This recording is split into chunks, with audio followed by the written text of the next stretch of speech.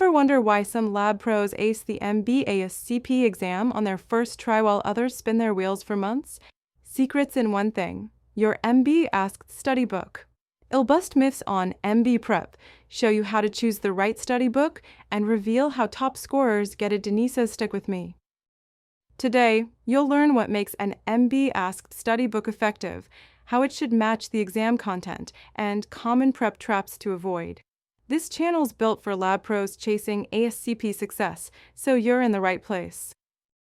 First, your MB Asked study book needs to cover the ASCP Board of Certification exam content. That means nucleic acid chemistry, molecular techniques, lab operations, and the application of molecular testing according to the official ASCP exam outline. Second, avoid the myth that any molecular biology textbook will do. ASCP tests specific skills, not just theory. Make sure your MB Asked study book is streamlined to the certification blueprint and uses targeted practice questions. Third, overlook the power of active recall tools like flashcards and custom Q banks. Study books packed with these boost retention fast.